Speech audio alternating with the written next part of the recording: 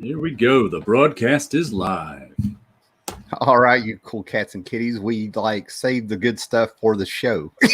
So for a change. Jared is right on that one. So what kind of week you been having there, Jared? What kind of week have I been? I barely remember it. It's been a dull COVID-19 shelter in place, wondering what's going to happen week. Nothing too exciting going on.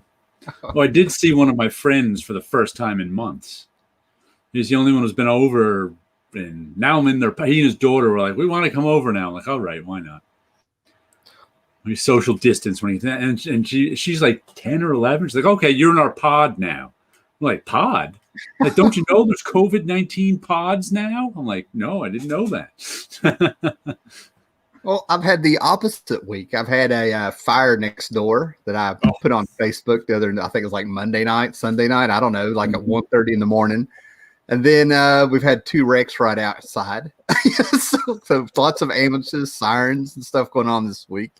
We've had some birds hatch out on the porch in a hanging plant, potted plant. I thought the fiance was going to go nuts if they didn't ever hatch. Hey, what's up, Victor Thomas, Toki Deathhammer? And for my friends who come over here from Facebook, I'm totally calling you out. They've lost their minds. I've got to play around on Facebook a little bit yesterday, and this today, and I'm like, I'm like, they really need to read about the brown shirts of Italy and the black shirts of Germany back in time, so they can just kind of settle down and realize chaos is all that's getting created, no progress. I'm like, it's chill, And my biggest excitement is getting startled by a deer in my backyard. Yeah. I've seen many pictures of your deer. I've seen the baby deer, but occasionally, like, I open up the back door and mama deer is there staring at me. Like, you're going to wake up and go in your kitchen and go have a deer sitting there looking at you like you're trespassing while it's making calls, right? And you're gonna be like, "Where'd that apron come from?" That's about it. So Victor Thomas, Toki Deathhammer, I'm assuming they have the bell pushed and subscribed, as everybody should do. Yeah. Victor Thomas, don't give them ideas. Yeah, those are deer, man. All right.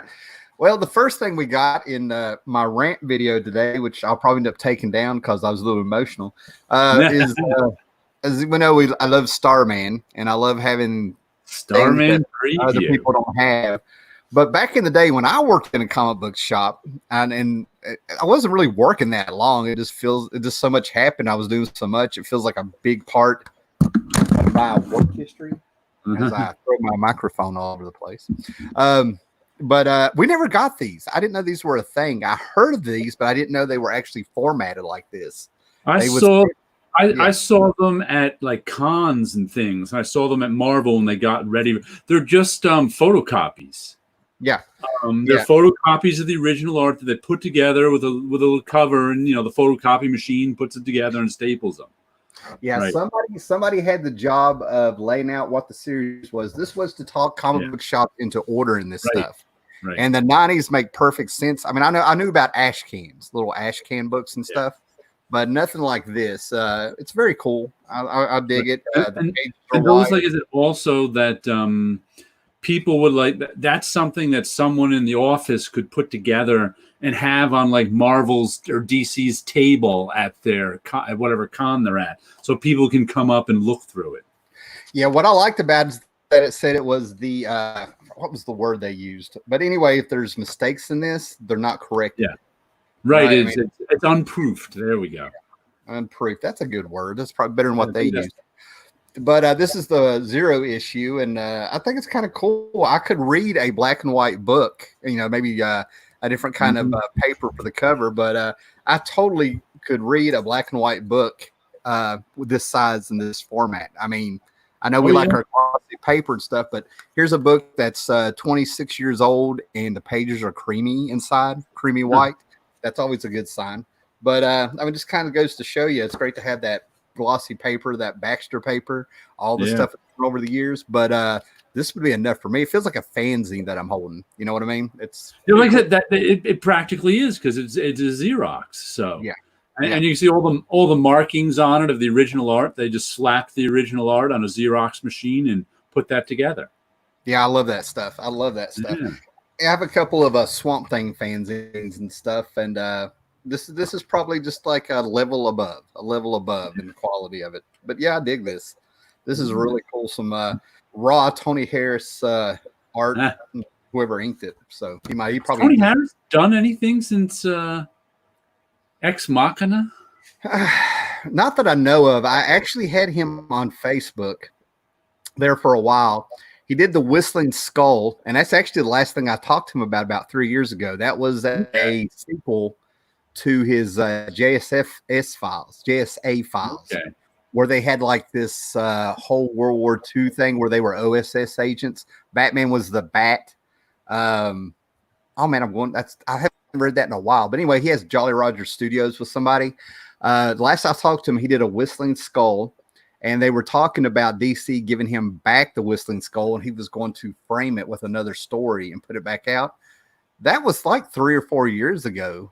And I'm the guy that always catches Tony, like using his first name like I know him. Anytime I catch him in a con, everybody tells me I just caught him on an off day. So I'm not going to like out him or anything, but I apparently have that luck. You know what I mean? He was cranky with you? Well, I mean, well, you know, I got a little bit of a background in art. You're a professional, all that stuff. And I totally get, there's a bit, we're different. You know what I'm saying? We're very different, very little temperamental, maybe a little bit more emotional, kind of look at things a different way. Definitely socially, there's a difference. You know what I mean? And I'm used to it. To me, I think I've actually caught a guy that's nicking for a cigarette. That's what it always feels like. It's not an artist thing. It's and everybody's always telling me, you know, oh, you just caught him. Yeah. So yeah, I'd always catch him and stuff. And I think the last time that I actually had any wanting to go talk to him at Heroes Con, I don't think he was there the last time I was there. I know to leave the artist alone when they come out from behind the booth and doing their thing. It's not a big deal, you know. And I'm sitting there and I was looking at his book of art. He had some original pages of art, and I'm just flipping through them. He walks out. I don't even look up at him. And then I hear, hey. Finally, I realized he must be haying me. And he's like, now I'm not behind that booth, man. You know, don't bother me now. And I'm sitting here like, I wasn't bothering you. It just caught me off guard because I was really into looking at this. I was thinking about buying a page from him. I found a whole bunch of $5 and $10 trades. I was actually done, and I was actually done with Heroes Con like in 3 or 4 hours, and drove 3 hours back and had my first date with my fiance. I mean, so I was like, "Bye, Tony. Bye." You know. Yeah, you never know. See, what comics did I get this week? Birthright number 44, which it turns out is the second to last issue. I thought it might be going to 48 because a lot of these Image ones go to 48. But this was the final battle issue, and then we have one more epilogue issue left. This has been a good book. That book feels like it's been out forever. I remember going out with a girl back in like 2016 or something, and I happened to look at the door. I just want to hold on for 1 second. Mama Deer is passing by my window as we talk. She's 20 feet away from me. Startled me as you were talking. But anyway, no, she's going to get in that kitchen, man. I told you. Going to get the kids over on the side of the house here. But I was just like, that's what I said. That's my excitement for the week is that the Mama Deer is showing up and startling me. Yeah, it's dusk. It's dusk. It's time for dusk. Deer are a lot more nocturnal than people realize. Yeah. So. Anyway, what were you saying about Birthright? Oh, the Birthright. I remember I went out with a girl. I mean, I had been like 2016. I really haven't dated that much. If that makes sense. But I looked down and she was driving us around. I looked in her door and she had these comics stuffed like in that little space on the door. And I was just like, and it was a Birthright issue. I remember that's the one that was on there. It was killing me. You know what I mean? But apparently she would get her comics and then read them before she went to work and on her lunch break in her car. I think she was lying because it was on the passenger side. Just saying. Suspicious? That's all you're saying? A little suspicious. Just saying when you got a seat that's pulled way back and there's comics, yeah, that's a girl on lunch break. Yeah. Yeah. Birthright's been a good book. Yeah, it's been around for a good long time now. Seems like it's been forever. Yeah, Yes. I mean, a lot of these. No, it's funny. At issue 46, it's like, Marvel and DC don't even have number 46 anymore. It's crazy. And some of these Image books have the highest numbers. Yeah. Then I got this one, White Ash. Whoops, let's go. Which is issue number 4. It's a Scout comic. I've been having a lot of luck with Scout comics and Vault comics. Okay, just for me, Scout is a company, right? Yes, Scout is a company. I don't even know where they're located, but they've been putting out, indie stuff. Let me see where it says they're. See if it's got an address. I have a stack of Tim Truman's Scout books from '85. I'm getting ready to go back to read. I haven't read them forever.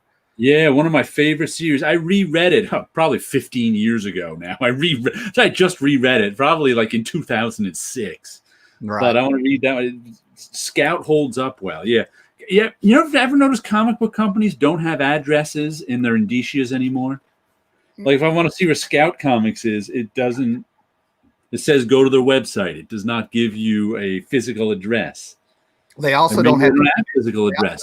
They also don't have submission departments. Oh well, no, not these little things. These little ones never did. But this is actually White Ash. What's weird about this was I picked up the first issue, and I was unsure of it. I really liked the art. I liked the story, but it didn't have me hooked yet.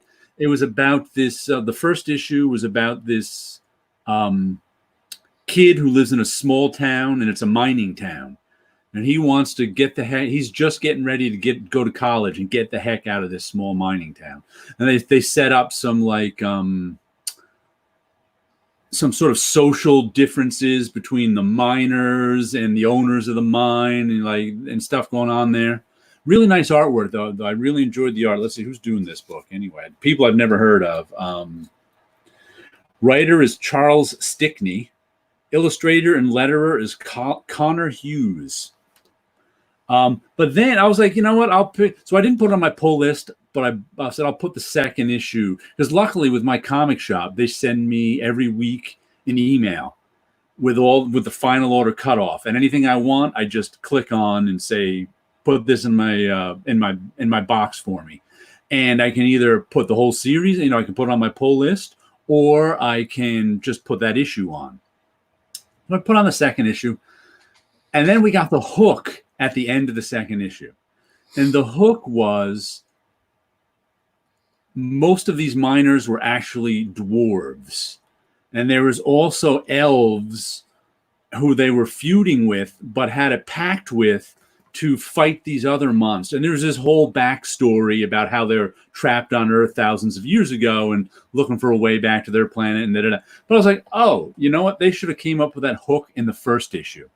Because coming up with it at the end of the second issue, I'm sure a lot of people were like, bought that first issue and were like me, were like, yeah, it was good, but I didn't really care.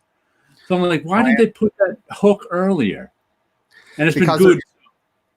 My guess is they're trying to do the lost art of the cliffhanger, Well, there was no cliffhanger at the end of the first issue. That's just in their mind, that's a big reveal that's going to make you want to go. So right. Yeah, technically not a cliffhanger, but they were trying to do a reveal to make you do the reveal at the end of the first. The end of the second issue might have been a little too late for some people. I mean, I stuck with it just because I thought the art was good and the story was good, and I'm a slice of life person, so it's kind of up my alley. But if you're going to go for a slice of life comic to a fantasy comic, you want to hook those fantasy readers with the first issue. Maybe there were clues in there, but I didn't get them. And then the latest issue of Kaiju Max came out. What was this? Season 5 issue. Another book that's been around forever. I had the first issue of that. I don't know if I still do. Yeah, this is the 5th 6-issue mini. So it's been around this is the 5th year of this. Amazing. So it's been around for quite a bit, man. And it continues to be good. Xander Cannon, the whole story is about kaiju giant monsters in prison. It's amazing he can get so much story out of such a weird concept, but it's good stuff. Paulo Costa, Dwarves from Another Planet. Yep. It has been so long since I read ElfQuest that I don't remember any of the reveals in ElfQuest. It's time for an animated series, and it's got to be exactly drawn from the books. I mean, like they did Max back in the 90s. That's how they need to do ElfQuest. It's time. I sold my original trade paperbacks I had of ElfQuest, I think last year. I still have the black and white issues, but I was like, and the glued spines on them were cracking. I just opened one up and went, ooh. I'm like, I looked on eBay. They were going for a fair amount of money. I'm like, someone else can have these ones. So I sold them on eBay. The place I lived, I lived, I was so in with the library that I'd get these trades and stuff at flea markets, whatever. Every now and then you get one that was separating from the cover, and it was nothing for me to go in there, and they would let me use their special rubber glue to fix my book while I sat there. I'll tell you what, I was probably a step away from binding. I was getting good. Yeah. I was getting very good. Yeah. The last one I got was this a Scout or a Vault? This is a Vault comic. No One's Rose. I kind of liked this cover. And it was this, it was decent. I might pick up a second issue to see how it is. Once again, this sort of fantasy story where it takes place in the future, where humans wrecked the planet and everybody lives in this domed city. And there's one girl who's a scientist who's trying to collect plants to rebuild the earth, in the future. She's not going to do it herself right now. And her brother is kind of this activist because the planet has two levels, all the people who do work and the people who are kind of up on the top ruling the place and stuff like, your basic fantasy city story kind of going on. And it was all right. It was solid.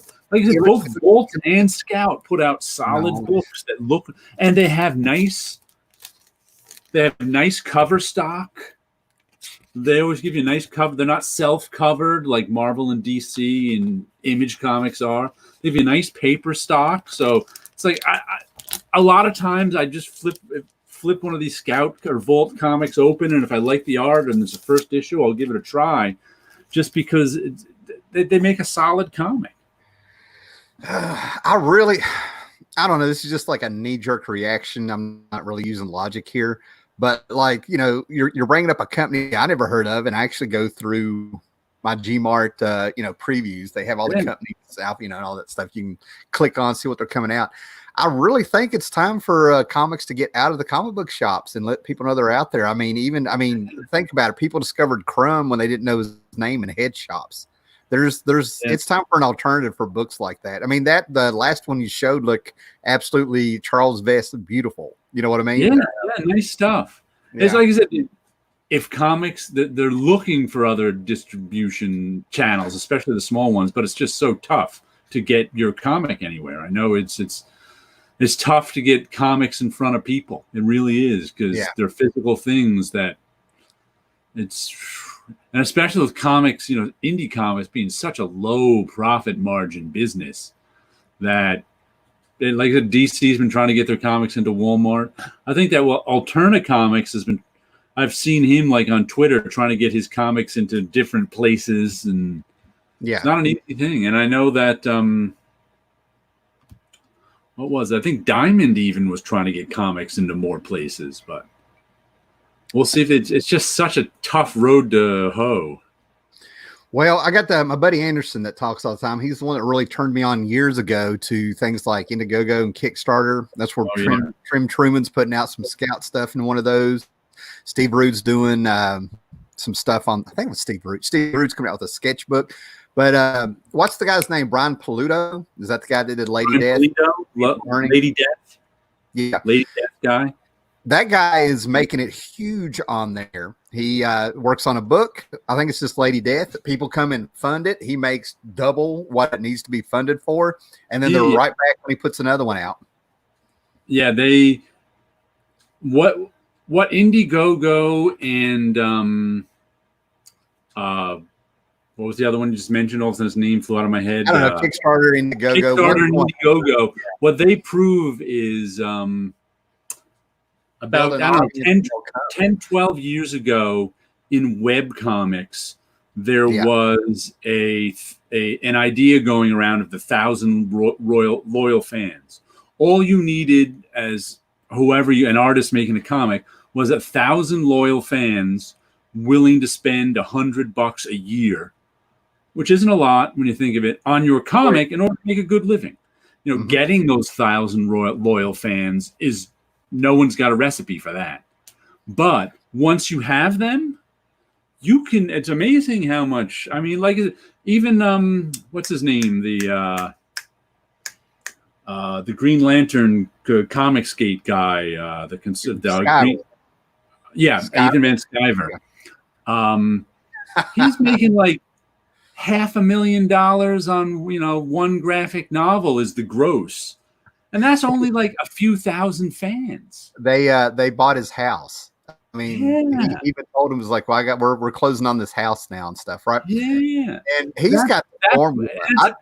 And really amazing how it doesn't really, when you're on your own, doing it all yourself, getting all the profits, not dealing with Marvel or DC, how much money there is to be made if you have those 1,000 loyal fans. I think it was him buying his house. I have a video from like 2-3 years ago, maybe 2, where I said, I'm kind of thinking this might be the future of you finding good comics, not that it was the future of comics. And I got to go back and watch the video. Maybe I said that, but I even said that, but he bought a house. And when I saw him buy the house and people were actually like ordering his books and stuff around Anderson had already been telling me about other comic pros that weren't putting out books, that just through this stuff like that. I really think it's not so much a market. I'm just thinking if you're a comic book collector and you're looking for something different and got that spare money where you're not buying other books, that's the place to go. The problem I found with I've never bought anything off Indiegogo, but I have off of Kickstarter. The problem I have is when the book doesn't show up. First of all, it's expensive. Yeah. In terms of the books are usually pretty expensive, especially with shipping thrown in. And if the book doesn't show up, you just feel burned. And the one that didn't show up with me was like Steve Ditko's late. I bought one Steve Ditko Kickstarter and everything went fine. Bought another Steve Ditko Kickstarter and the book never showed up. Well, that's why I haven't jumped in on it, because exactly. I'm that guy who's been burned on everything. Every decision I make has come from some kind of experience. Mm-hmm. eBay, maybe somebody didn't ship me something on eBay, little things like that. When it's not a person-to-person thing, and there's no number to call, and there's no office to go to, you know what I mean? I'm hesitant, right? But the thing about it is that you build up your reputation. Pluto guy we're talking about, people keep coming back. He delivers. He already had a reputation. He already had his 1,000 loyal fans, so it's an easy gig for him if he can do the work himself. If you don't have your 1,000 loyal fans, you're wasting your time. That's the problem. Well, I think it's just good to have the alternative. My thing is, and the other thing is, it's almost like the Wild West. We're talking about nobody's quite figured this out. Somebody's quite figured that out.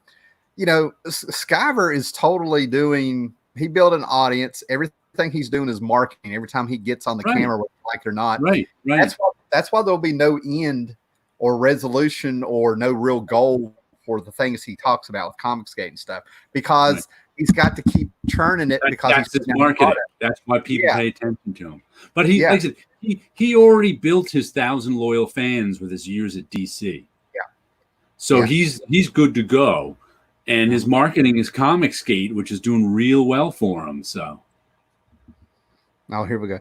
Well, we won't get into this drama this much. I'm not really wanting to go that way with it because but a bunch of people trying to get on Ethan's channel. Well, okay, trying to build an audience and get that crowd. Okay, people who want to sell their, like I said, just when you don't have your 1,000 loyal fans, Indiegogo and Kickstarter is really tough. Right. So if you can get on Ethan's channel and they can get you to your goal, you try to get on Ethan's channel. Yeah, the long-term effectiveness on crowdfunding. Well, that's what I mean. It's a little bit of the Wild West. Something could pop one day where somebody really gets somebody's going to get a movie out and you're going to find out their first appearance was through a crowdfunding book. You know what I mean? I think crowdfunding is really good for the ambitious comic book artist who already has his 1,000 loyal fans. Yeah.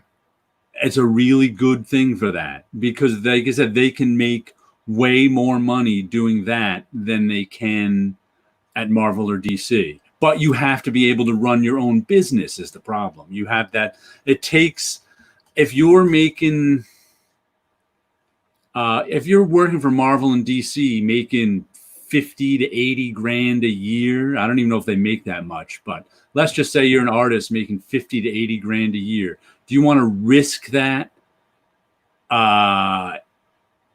in Kickstarter or whatever? Because that's 50 to 80 grand a year where you're just drawing. You don't have to promote. You don't have to sell it yourself. You don't have to get the book made. You don't have to do all that stuff. But even if you see, Ethan Van Sciver making 400 grand for his comic, are you going to say, I mean, only the most ambitious will say, I'm going for that. Well, because the others will say, well, I'm comfortable here with my 60 grand a year, not having to, they don't, like I said, that entrepreneurial thing is tough for people. Okay. I'll try to not get totally philosophical here and stuff. Right. But, my thing is that no option should be closed. There's an option there on how to get books. You know what I mean? Yeah. Okay. The other thing is you got to be realistic about set your goals low. And if you do better than that, good. You won't be so discouraged. To me, there's a formula here for people trying to start out and get things going. It's just being applied to something else where you think it should be bigger because it's the internet. I think, realistic goals, the things you're holding your craft. And another thing is that you just need to produce and get it out there. You reap what you sow. I've had things that paid off for me in life that I did at 22, and in my 30s, it paid off because I did that. I mean, I'm not going to get into what it was, but it applies here. I think if you just have stuff out there, you never know when it's going to pop up and benefit you. Or if anything, you got some experience doing it. You know what I mean? Right. I'm all for doing things. I always say you've got to do something.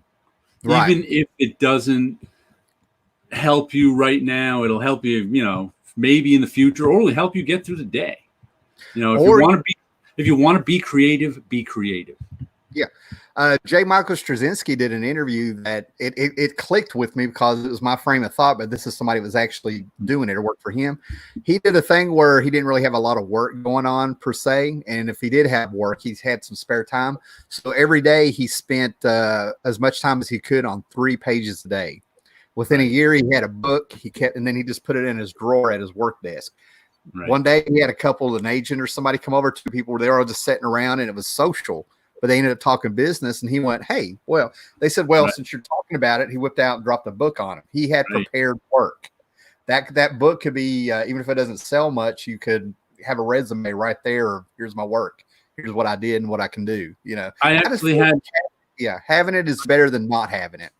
I actually had one of my guy I used to work with at Marvel, Ed Lazzolari. You can look him up. He's a published author now.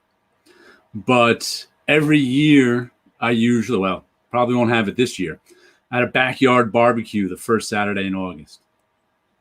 And one of my friends, who I've known since my undergrad days, was the art director at Tor Books. Nice. And a nice position he had for years. And Tor Books publishes, sci-fi, fantasy books and whatever. And I hadn't seen Ed Lazzolari in years, and invited him to my barbecue. He showed up that one year, and he actually had written a fantasy novel. He was in the bullpen with me. He was an artist then, but he actually had written a fantasy novel. And which he actually got an agent for too, who was shopping it around, couldn't get any traction. And he was like, "Oh, Seth, want to read my?" He just met Seth that day, and he's like, "Oh, he's like, you want to read my novel? Go right ahead." Seth was like, "Okay," and he took it, and Seth actually liked it, and he passed it on. He's like, he passed it on to his boss and said, "This was pretty good." This is what I'm talking about. It's a better, better example. Just having that novel and handing it to someone actually got it published. That's what I found out. That's when I also found out that getting a novel published doesn't really change your life much. Now, I've actually worked with 2 people who have novels on Amazon. And one of them, I just kind of roll my eyes at her that she did it because I know her for like since the 90s. The other guy, I remember having a talk with him for years where he had I think it was like a master's in English lit or something. And I was sort of like, why are you the human rights guy? You know, I was like, so writing novels, and he's making $100,000 a year off his Amazon novels and retired from work. He had his time in. Wow. But he went ahead and he retired a month early because work was getting in the way of how fast he's doing his novels. He has a program where he just talks into a mic or and then it just types out what he says. That's how he writes. He doesn't sit down and type. He just talks it out, and that's it. He puts first draft out. I tried writing by talking, and I couldn't do it. It's just a different mechanism for me. But yeah, he found his 1,000 loyal fans on Amazon, I imagine, because like I said, if I think if you get a random novel, sci-fi novel published by Tor or somebody, I think you get $5,000 for it. So unless you become a successful bestseller, it's really not your living. And it was amazing to me that getting a novel published doesn't mean you can quit your job. I'm having a memory here. I think I had my goal set pretty low or something, or maybe I thought I was like some pure dude or something. I don't know. But I remember my first semester, I was like 18 and had like 3 cartoons published. The art class I was in, some papers got a hold of the teachers, said they wanted some cartoons, show us what you got with your students. I was the only one picked. And it was like I saw them in the local papers. I'm looking at my stuff. I was like on page 3, bottom of an editorial, and I'm like, okay, I did that, and then I moved on. It was like no big deal. I was like, okay, I'm a public artist now. I was like half joking about it. But right. So yeah, I'm just having a moment here. But the other thing I wanted to touch on is you're talking about your barbecue that you have. Paolo just said it doesn't allow you to build an audience on word of mouth because you only print order. Yeah, he's right there. Nobody can find your comic afterwards. But not steering away from that, but I just realized I forgot who I was talking to here for a minute, man. But your barbecues during the summer, I bet you can name drop. I just realized, I'm like, wait a minute. He just kind of snuck that in like no big deal. I've seen your pictures on Facebook. I know. Only a couple people I could name drop on show up. Most of them are just my friends, though they're all mostly artists or creative types. So. Is this the same barbecue you have every year where you were telling me about the guy who knew the guy who named 2 of his kids out of? Yes.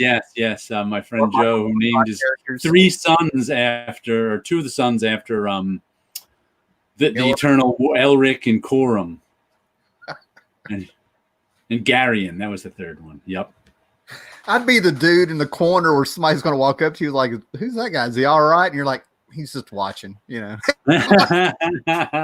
he want something to eat? Does he got a bottle of water? Fine. Speaking of name dropping, Hey Kids. Hey Kids Comics, which I think there's more issues coming out of, but I don't know when. It's Howard Chaykin's latest. It was weird. This is also the different. I missed out on this when it first came out. I think I only got the last issue when it first came out. I ordered these a few weeks ago off of eBay after that Howard Chaykin interview I saw from Cartoonist Kayfabe. I'm like, I want to get those and read them because I had actually read them digitally. And I have to say, reading them physically, I liked them so much better. I mean, I read them digitally and they were okay, like last year whenever they came out. And I was like, I want a physical copy. And I think one of the reasons I liked them so much better was at the beginning. Well, not of issue 1, he doesn't. His story, it is tough to keep track of the characters the way that Howard Chaykin is telling this story, because it takes place. It's all about comic industry. It's all people in the comic industry.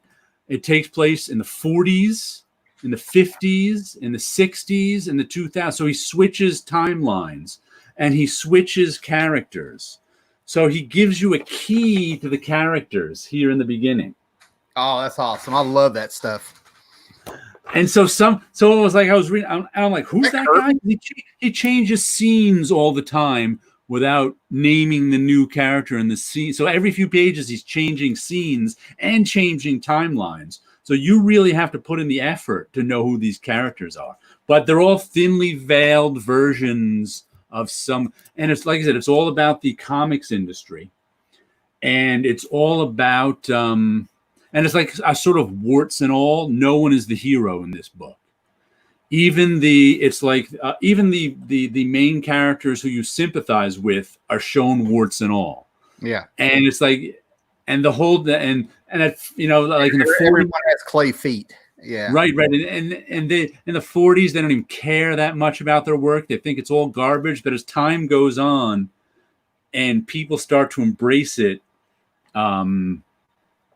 it's like they start to see the value of their characters. They of course just get bitter because everybody's ripped them off.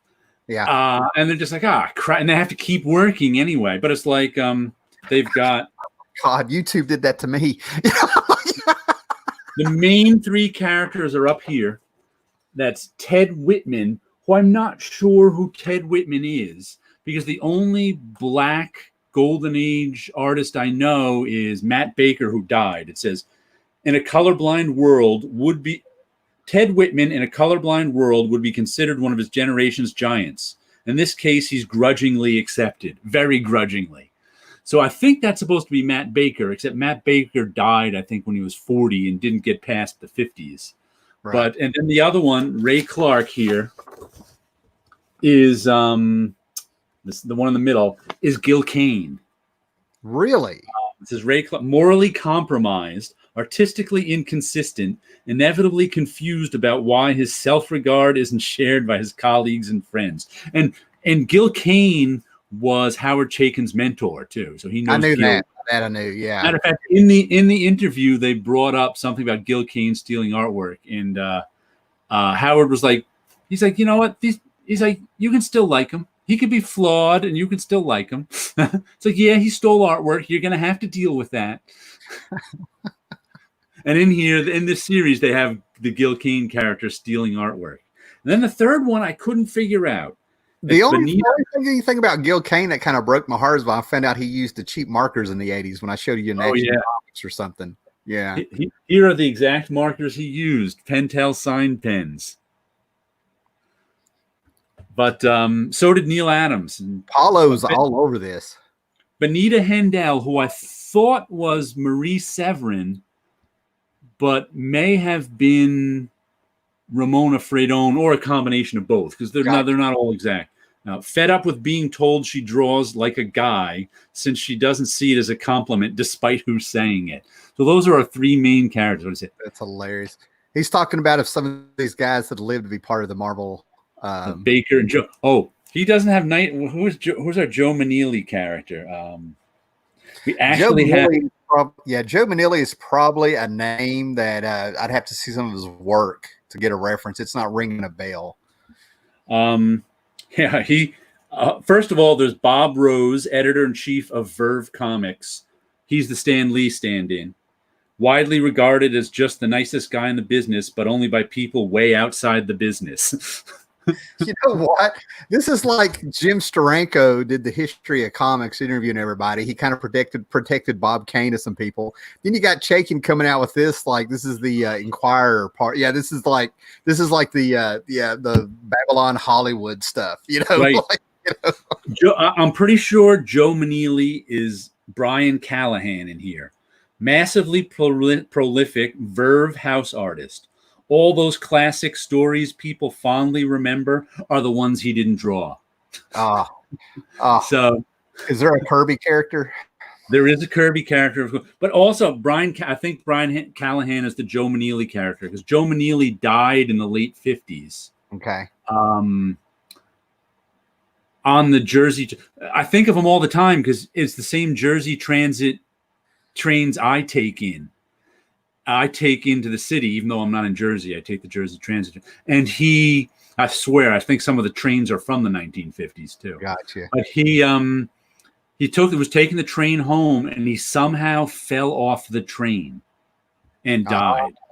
And he was missing his glasses that day too.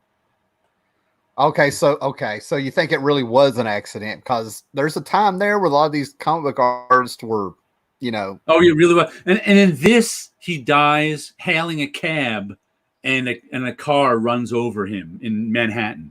So I'm like, oh, that gave me the clue that Brian Callahan was supposed to be Joe McNeely, and I think he died in the late 50s in here too. Then there's who is it?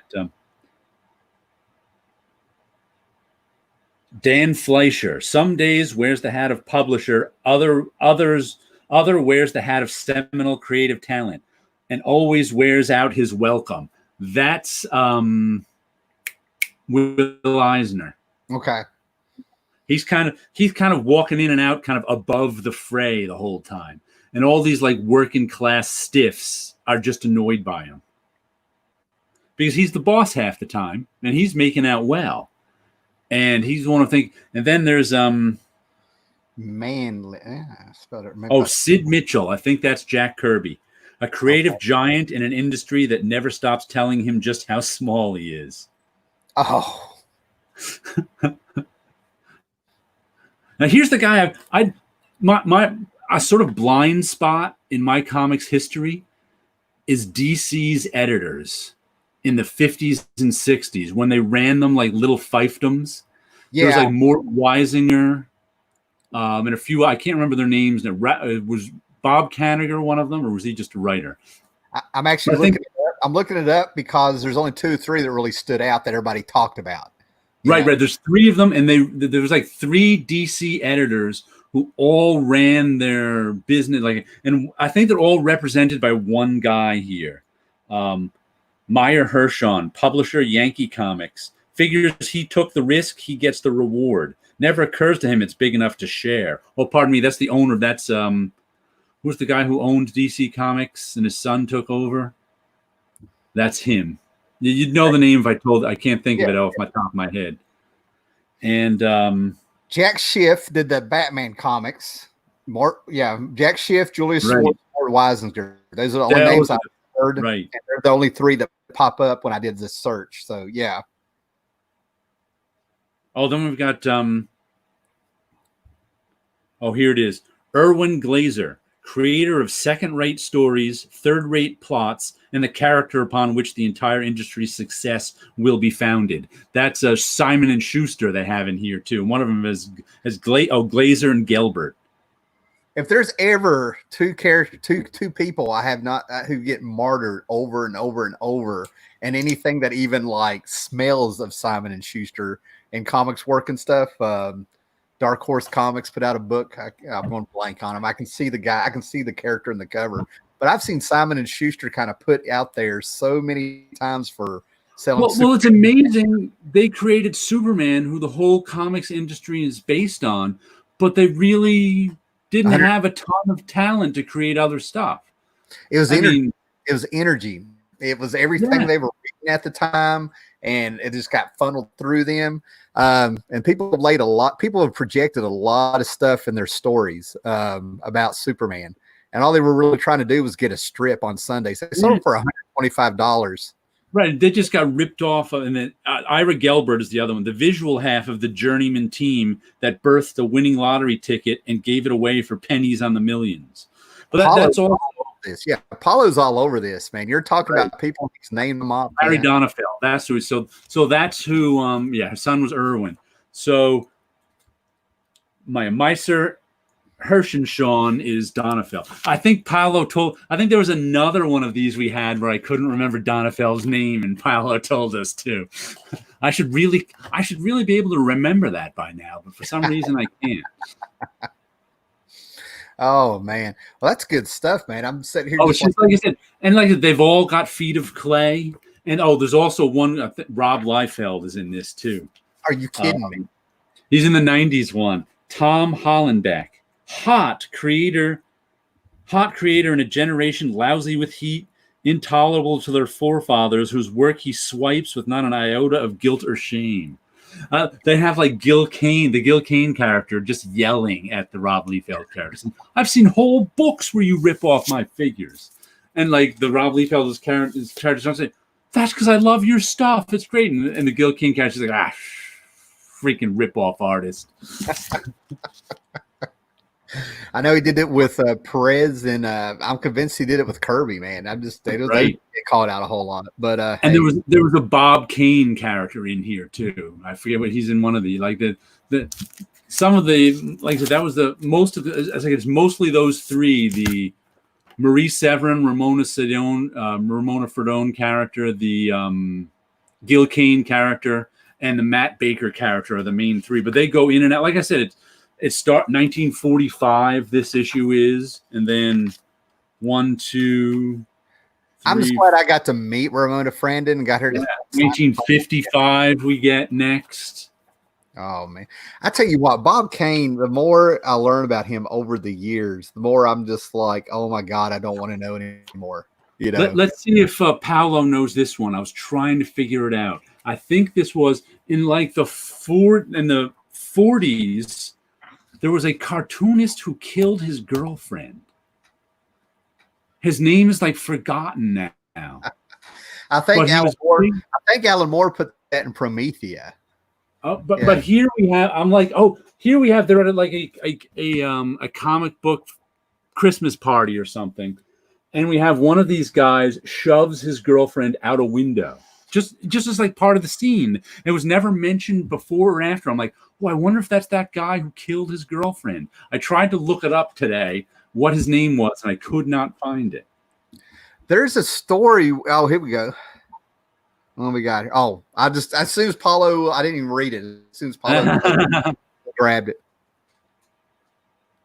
Steve Grant used to complain in the CBR column that nobody ever gave Gil Kane his due. Everybody swipes Kane figures. Nobody acknowledges when he's mentioning influences.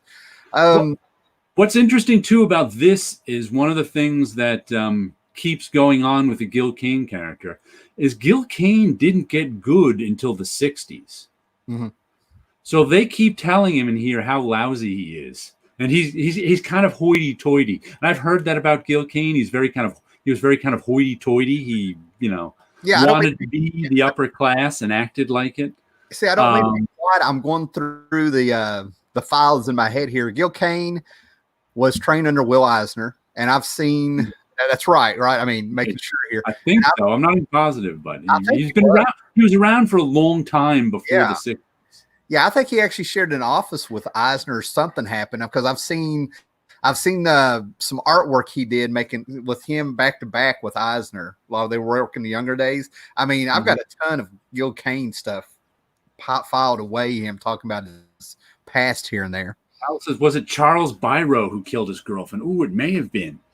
That may be ringing a bell. Well, I'll tell you what. I'll look up Charles Biro later and see, because I think there was some. Like I said, that's when he stopped being a famous comic book. Like Charles Biro, it may have been because I remember going, that guy. That's what happened to that guy. He killed his girlfriend and went away to jail.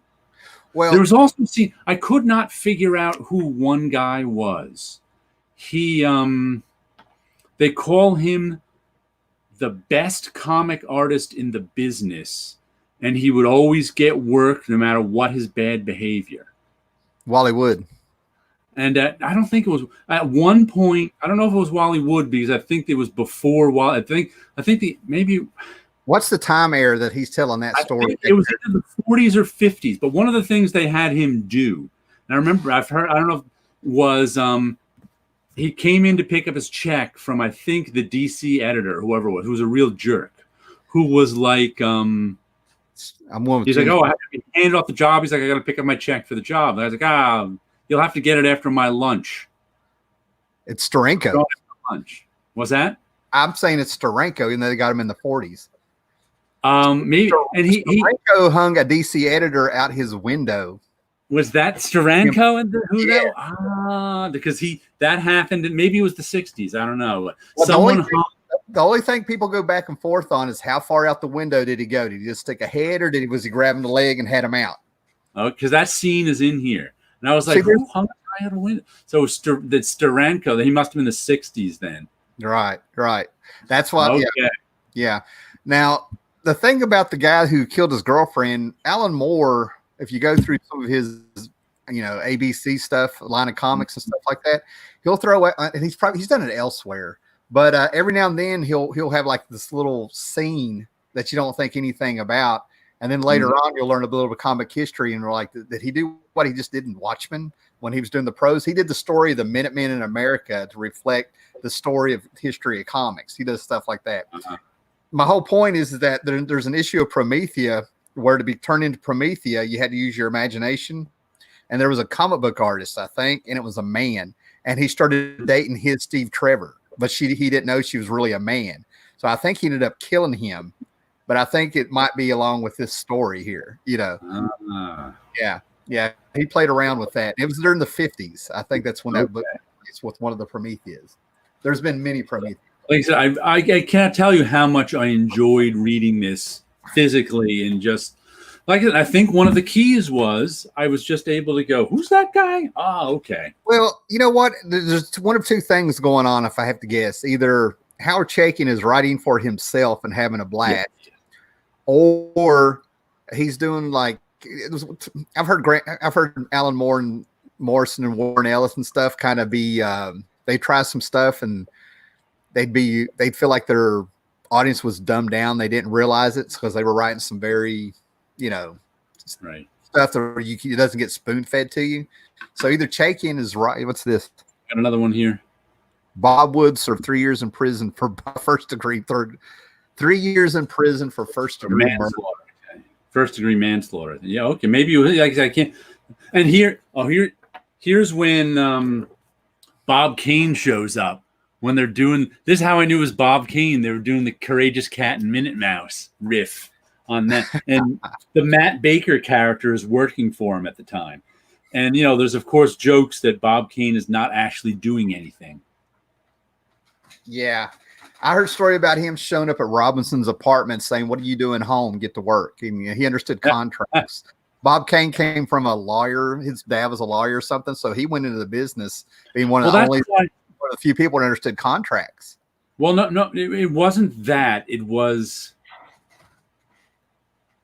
if you notice, in the comic book industry, it was a class thing. If you were a lower class, most of them were Jewish guy, you got ripped off. If you were a WASP from Connecticut, they treated you as one of theirs. That's why the Wonder Woman people got treated well. That's why Bob Kane got treated well. Everybody else, no. So you had to be from their social class in order to get the deal. Otherwise, they were just ripping you off. Yeah. They didn't care. Did you ever hear the Jim Steranko story about when he smacked Bob Kane? Yeah, I've heard that one, right. I love that story. I found it on YouTube, him telling the story, and I was I was digging it. I had a little bit of guilt because this is when I was really, really paying attention to all the stuff that was piling up on Bob Kane, where people were, I don't know if it's where he died or what happened, but everybody, it seems like I couldn't pick up a Wizard magazine or see anything on Ain't It Cool News. There was all kinds of stuff coming out. It felt like everywhere about Bob Kane. And then all of a sudden, Steranko's telling his story about smacking him, and I'm just sort of like, that's a good story. That's hilarious, I had a friend who was a little bit annoyed at Steranko. Yeah. Because years ago, Bob Wood, that was it. He worked for Lev Gleason, too. Didn't he? Crime does not pay. He had a severe gambling and drinking problem that escalated after the book's cancellation. Well, in this, he throws his girlfriend out the window at a party. This is the stuff I love getting on here, man. When people are like, "Oh yeah, me too," because I was trying to look that up. I was putting like cartoonist who murdered his girlfriend or something, and I could find nothing. Like, who was it? And someone here.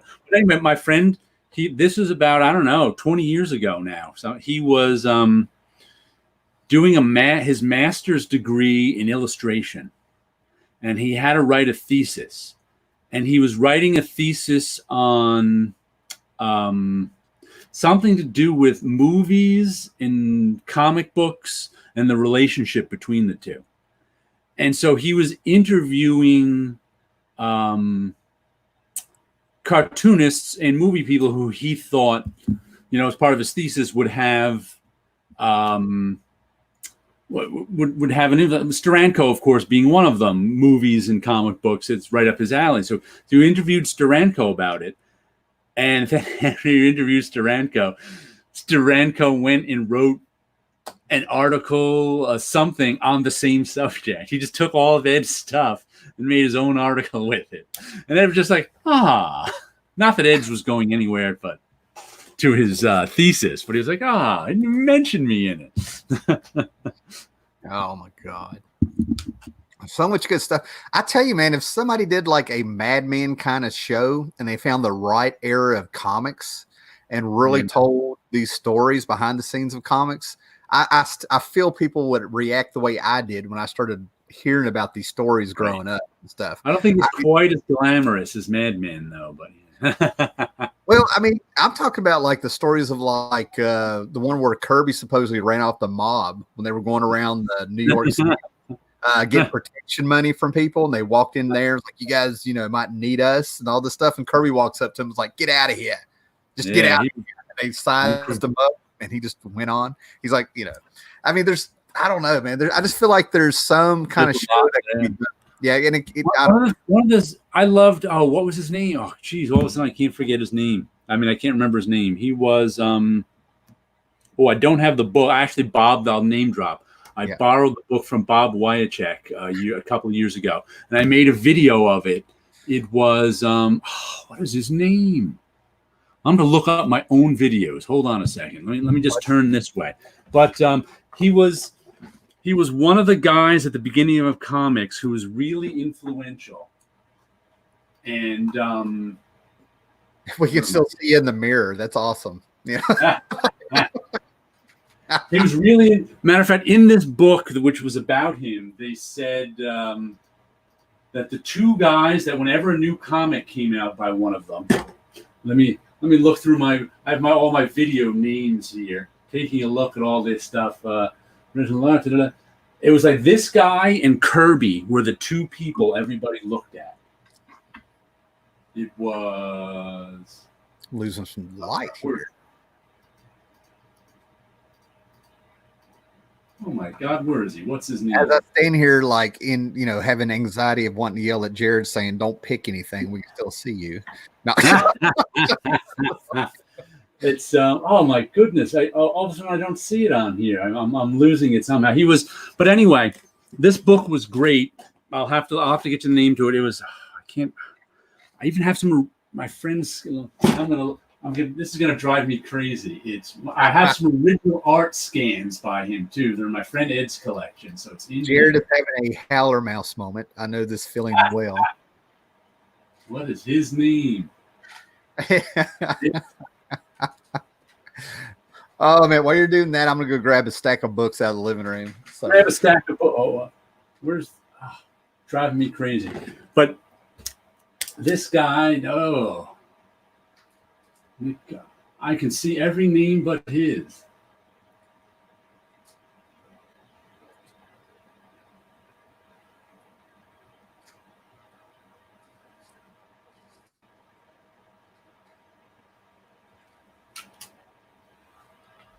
All right, this is going to drive me bonkers. I can't remember his name. But there was a book on him. And one of the really interesting things, too, one of the guys I worked with at Marvel was named George Roussos. He was Marvel's cover colorist from the Mort Weisinger. Just popped into my head. We talked about him like 20 minutes ago. Yeah. We did? I think that who was more. Well, anyway, George Roussos, I worked with him at Marvel. He was Marvel's colorist from the 70s all the way to the 90s, Marvel's cover colorist.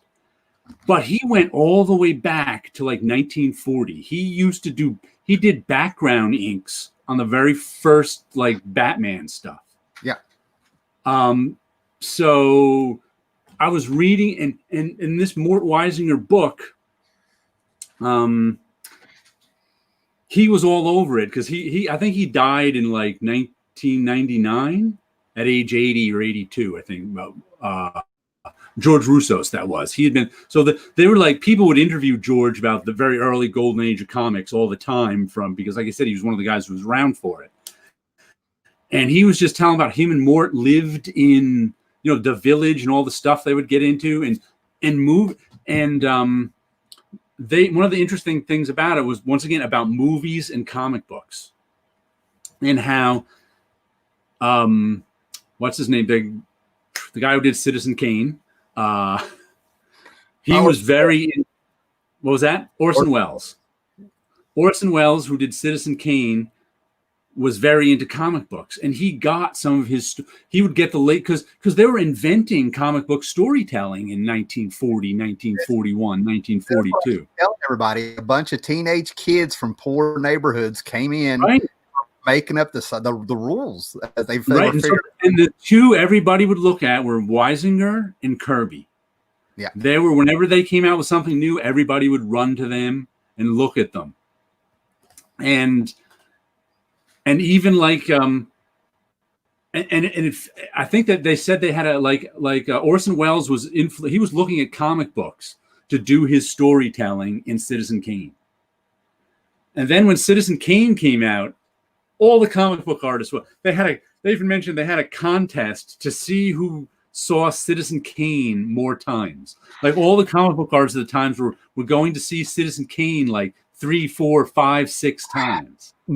This makes so much sense, because I told you a few weeks ago to fall asleep. Right. I found Orson Welles' Macbeth done. It's on YouTube. It's from the 40s. Okay.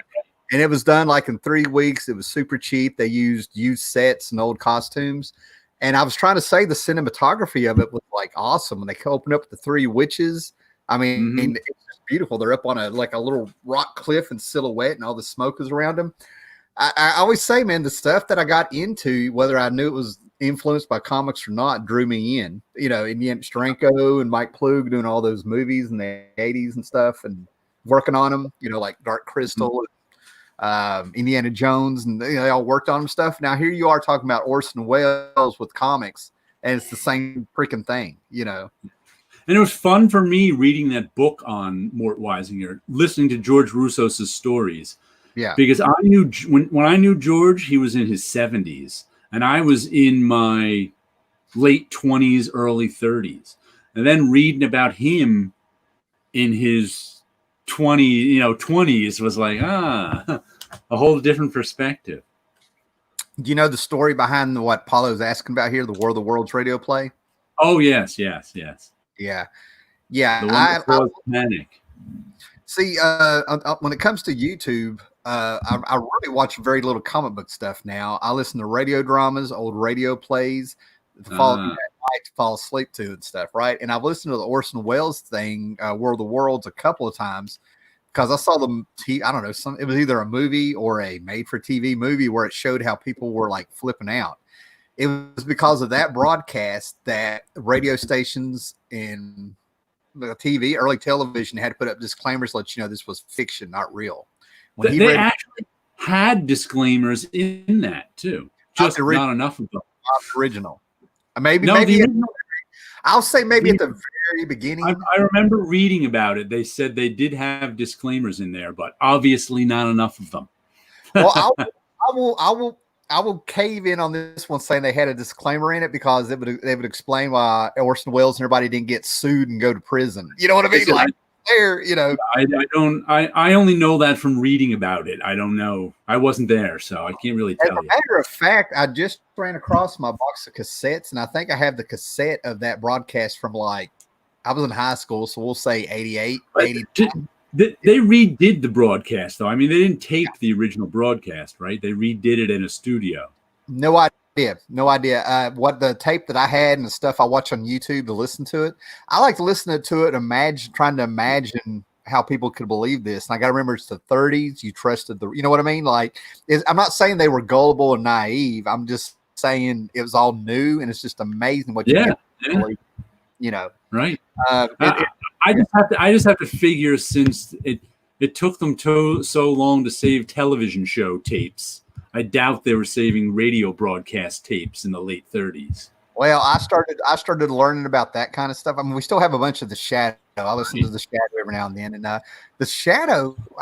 The best thing I found, if you want to get a radio drama, in my opinion, is a show called Suspense, and anything with Vincent Price doing some voiceover. But it really amazes me how I can listen to those shadows. And if I was there, not Mort Weisinger, Win Mortimer. Win Mortimer. That's what I'm talking about. Okay. I just realized, did I say Win Mortimer or what? Mort Weisinger earlier? Because Mort Weisinger was the editor. You're saying Mort. Win Mortimer was the artist who, along with Kirby, everybody looked at in the beginning. I know that the Crimson Avenger fought a bunch of looters using Wells' radio show as an act in one huge crime wave. That's cool. The original DC hero before Superman. I understood why it fooled people. There's only one commercial break about every 40 minutes, 14 minutes. After that, it's 40 minutes in. It sounds like a regular live report. Yeah, they were unscrewing mason jars to make so you could hear the UFO doors opening. Right. I mean, they were acting like they were on the spot of these aliens arriving. In theater of the mind. Yeah. Like I said, I don't judge them. It's not coming from a bad place, but I mean, I wonder if I would have fell for it too. I really do, back then. But if you look up on Amazon that book about Win Mortimer, it's real good. Yeah. Cool. Check that out. Cool, man. Well, but it's funny because he's most famous for one DC comic, which I can't remember now. There's a Golden Age DC character he drew that he's most famous for. Now, who are you talking about now? Because Win Mortimer. Mortimer. Win Mortimer. That's the name I was looking for. It's real. Yeah, his name's real familiar. Yeah, he's not a household name in comics, but he was around during the Golden Age, and I think he came back in the '60s for a little bit of time. Mm-hmm. And like I said, in the early '40s, he was really big, and everybody was looking at his stuff. Oh, he was inducted into the Canadian Comics Creator Hall of Fame, the Joe Shuster Hall of Fame in 2006. Best known for as a major illustrator on DC Comics Superman. He additionally drew at Marvel, Gold Key, and other publishers. Adventure Comics, Robin. I think I know the name from Adventure Comics and probably the Superman family. Star Spangled Comics. I don't remember do I have the right name? See, I still don't even know if I have the right name. He did some Legion of Superheroes. That's definitely where I know the name. Batman, Book of Martyrs, Brave and the Bold. I mean, we're going way back. Fox and Crow. Inferior 7, Plastic Man. He did the Battle of the Planets. He did my Battle of the Planets comics I have from Gold Key.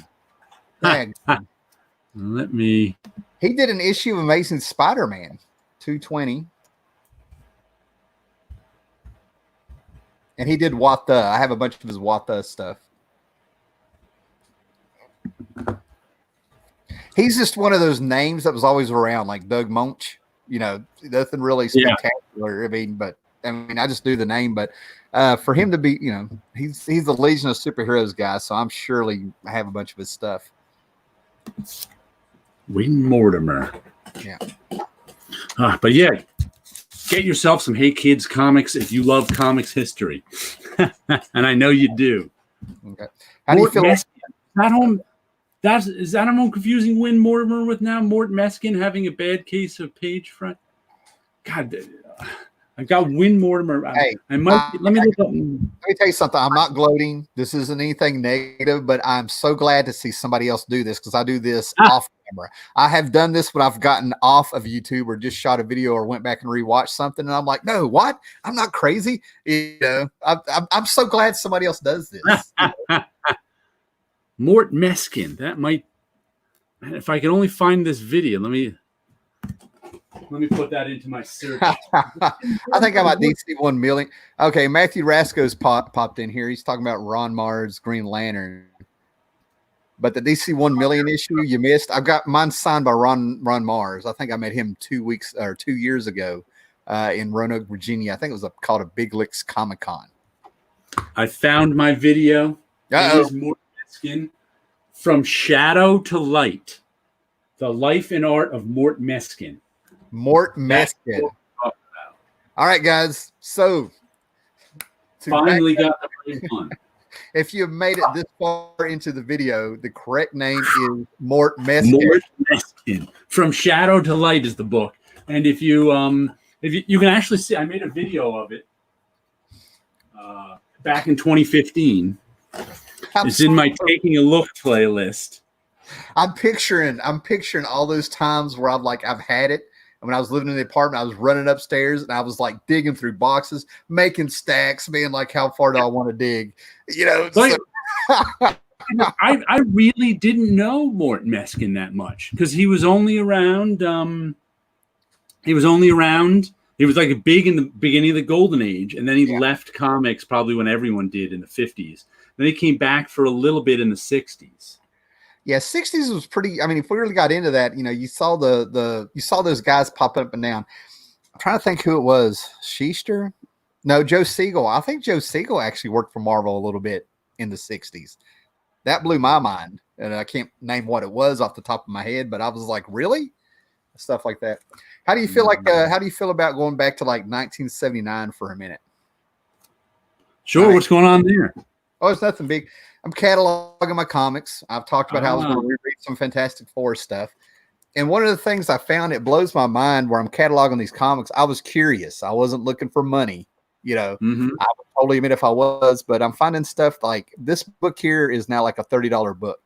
And I think it's because of Guardians of the Galaxy. You know what I mean? First Nova Prime, first mention or something of the Nova Corps. It just expanded. It was Marv Wolfman slowly trying to get Nova out there, with his books that he was editing and writing at the same time. But I found out this was a key book. Now, the story about this is like, I specifically remember sitting in front of the TV, trying to be quiet, watching TV, and the stepdad done reading this, and he actually threw it at me across the room, and I've kept it since then. And I'm like, of all books to be worth something. The last book I had that was all beat up and tore up and I actually didn't want was Werewolf by Night number 32, that first appearance of Moon Knight that's worth a lot of money now.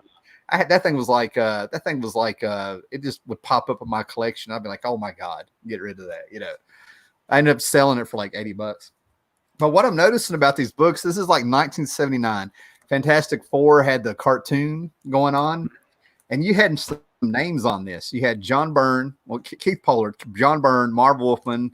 I think Perez is in here, and Walt Simonson. Now this was like John Byrne before his big run came on here, and Walt Simonson sitting here, and this is like 1979 before any of these guys were really names. I think Byrne was starting to come up because Byrne was a name by then because his X-Men had taken off. Yeah, or at least a cult name.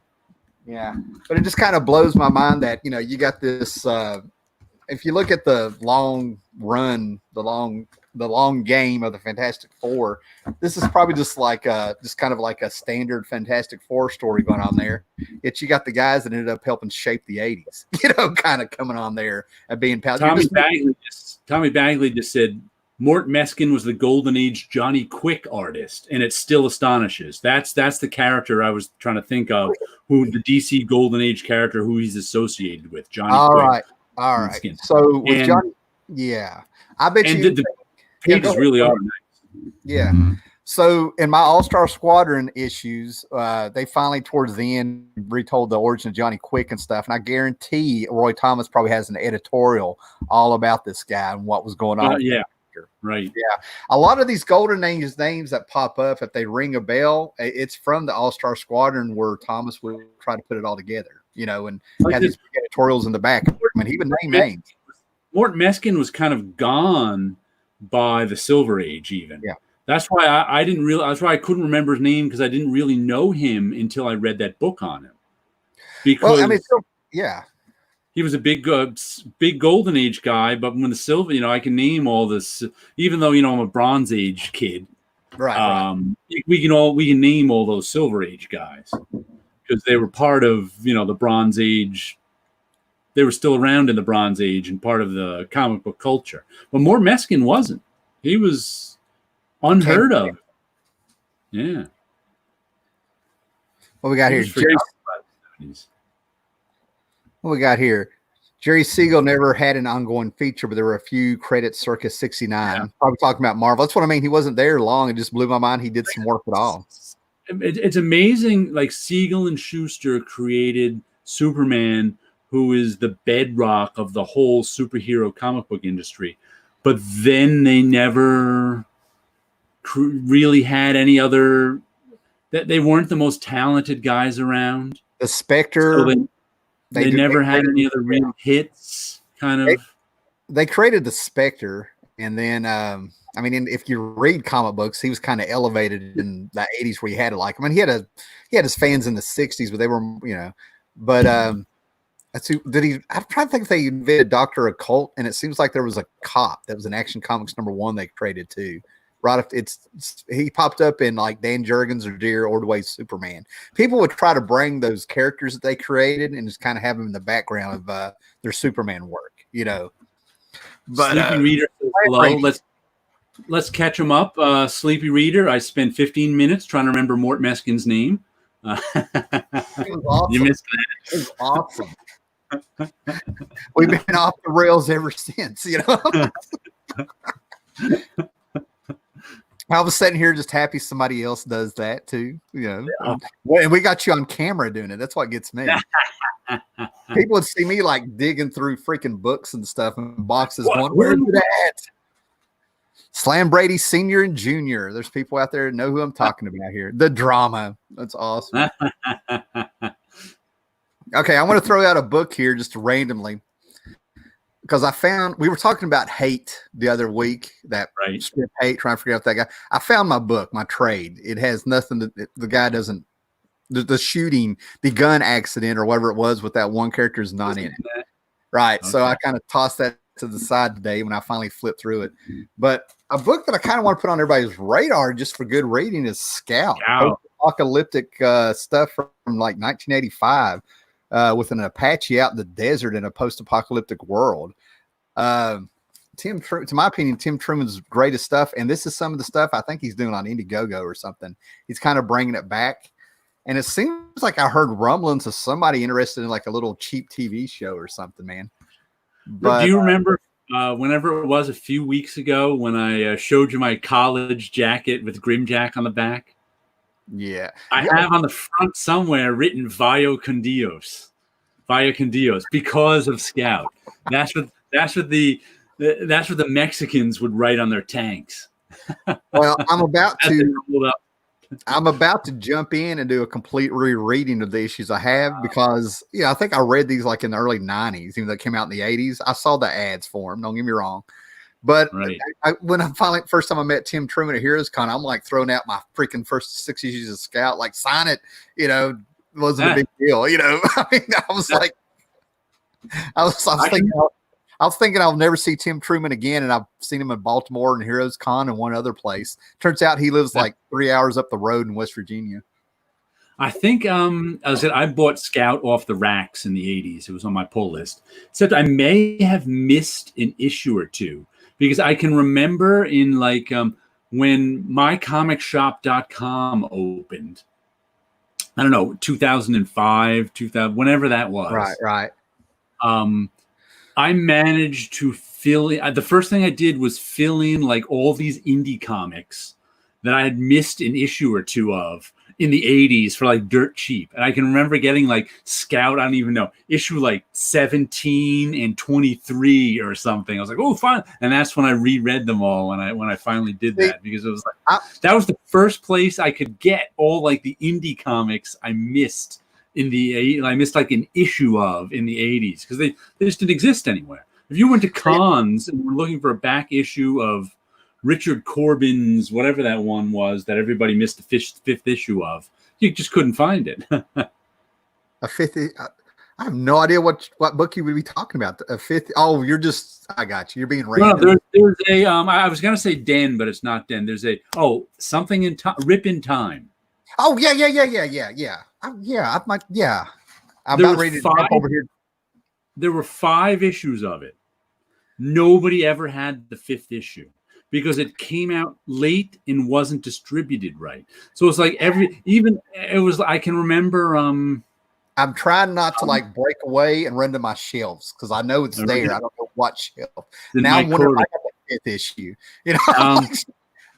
And I can remember. One of the things my comic shop, my LCS does is they sometimes sell their extra stuff. Like they don't like to have a dollar bin of, here's a story. I got Bitterroot number 8 2 weeks ago, put it on my pull list.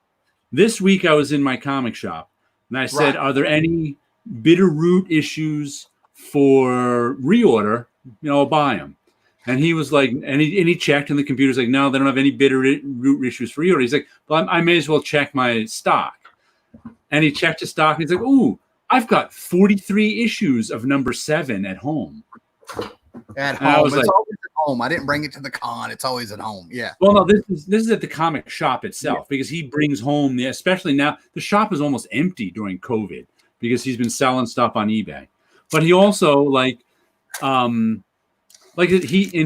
bought because people pre-ordered some of the 1 in 25 covers. That means he's got 43 extra issues of it that he can't sell. So what he would do with stuff like that is he'd sell it to Texas Comic, Lone Star Comics, mycomicshop.com for pennies on the dollar. Just because he doesn't want to have a dollar bin full of all the comics that his customers are paying $4 for. They're going to stop buying them. So he's like, if you want to order from something from there, I'll order, I have so much credit there. I'll give you a deal. Order it through me. I'll order it from them and you can get it from me. I was like, sure. So one of the things I ordered, I was like, oh, Rip in Time number 5 is what I've been wanting. He's like, what? He's like, what is that? I'm like, that's the 5th issue from the 80s that nobody has in their and sure enough, he checked his collection and he didn't have the 5th issue. So he ordered a 5th issue for me and a 5th issue for him. Yeah. Oh my God. See, sometimes I'm like bluntly honest. I'm one of the few people, at least that I know in real life, that I'll flat out tell you, like, yeah, I would have screwed up back then if I did this. I don't try to come off. I'd have been right on it. But even if Scout had been on the spinner rack, I don't think I would have bought it back then, even though I would sit there and been like, oh, that looks cool. And I love post-apocalyptic stuff because I had a $5 allowance. And I'm like, it's Crisis on Infinite Earths time and Squadron Supreme time. Squadron Supreme was my Watchmen. You know what I mean? So I would have been standing there like, well, this looks cool. but I got to see who dies today, I got a job washing dishes when I was 15. $3.35 an hour. Okay. So in the summertime, I would work like a lot of hours. I could make like $100 a week in the summer, like working full time for $3.35 an hour. You can make $100 a week. But during the school year, I'd only work on Saturdays. But still, that was $7. 7 hours on a Saturday times $3.30. So I was making $20-$30 a week during the school. That was what kept me in comics. Yeah, that's like big money back then when you're that. Yeah, I'm with you. Yeah. I remember making $300 paychecks and being like, look at me, I never made a $300 paycheck. There weren't enough hours in the week to make that. But I think the most I ever made in one paycheck was like maybe 150. And at $3.35 an hour, that was working a lot of hours. I remember the first time I was working 2 group homes for like $1 over minimum wage. And all right, I got a good poster here. I got a package I forgot. It was I forgot when I was organizing stuff. It's I don't know if it'll show up. It's the Sandman. Oh, Sandman Mystery Theater. All right. The promotional poster, yeah. And this guy packed it well, so it didn't get destroyed in my mail. I need more wall around here. But yeah, anyway, I'm not quite sure how I hustled and stuff like that. But I remember getting a few extra dollars here and there. And I think I was like drawing rock pictures. I'd get Circus magazine or heavy metal magazines. And I would sit there and I'd get like, I would sneak oil pastels home from art class. And I would sit there and I'd draw these crappy pictures of like Bret Michaels from Poison and Motley Crue. And I'd sell them for like $5 and $10, whatever they had in their pocket. And I didn't realize I was making a living doing that, but yeah, bought quite a few G.I. Joes and skating rink time and a lot of comic books and stuff. Here we go, Scout. Anyway, but with Scout, I feel like now is the time to kind of back up and check out some of these series like Scout and stuff. I'm always pushing those back issues. Yeah. I think I only read Scout a couple of years ago, but it was probably more like 15. But it held up when I reread it. Yeah, quite a bit of spin-offs to New America, Swords of Texas, X's. Yeah, I have them in my Scout collection too because I was buying them at the time they were coming out. So, I'm first series. I know about the spinoffs. I've seen them. I'm just I think I have a few of them. But see, I also have the issue where he put the flexi disc record in. Tim Truman's I have that. Yeah, and I have that. I dig those. He had that a flexi disc, which is a square disc, and it's vinyl, but like you can shake it, and bend it. Flop. You put it on your record player, which I have 2 of here and stuff. Just listen to it. He also did one for the Prowler book that he did, where it was a miniseries, and he did a 1940s theme for the Prowler. Prowler, here comes the Prowler. Sounds like it's from 1940s. And then he had like a little bit of like Batman 1966 music on the flip side for when the Prowler, if the Prowler was in the 60s. Who drew the Prowler? Snyder? Yeah. John K. Snyder the third or something like that? Yep, that was it. That was good. I remember enjoying that. Who was it with? Tom Bagley says Joe Matt's Peep Show is as good as Hate, but it's not as well remembered. Yeah, well also Joe Matt went on to do other things like his autobiographical Peep Show. The stuff that they collected in his first graphic novel that ran in Drawn and Quarterly magazine was really good stuff. Then he expanded to do other stuff, which is still good, but not as well remembered as his early Peep Show stuff, because it was among some of the best autobiographical stuff out there. Because he was nuts. He was. He had this porn addiction, and he was the cheapest man in the world. Oh yeah, Joe Matt.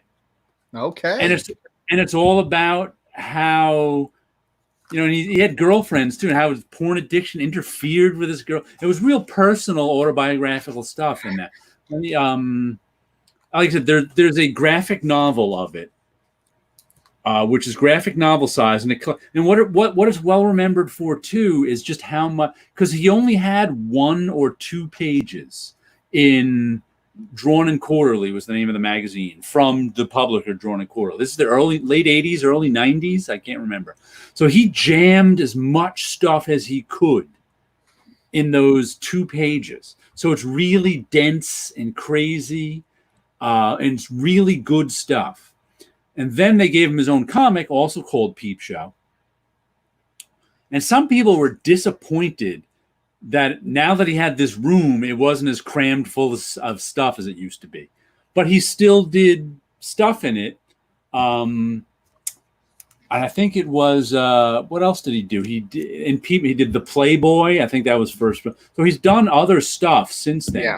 Yeah. But his early Peep Shows are kind of his best remembered stuff and some of his best stuff. Louis Riel, didn't he also do that?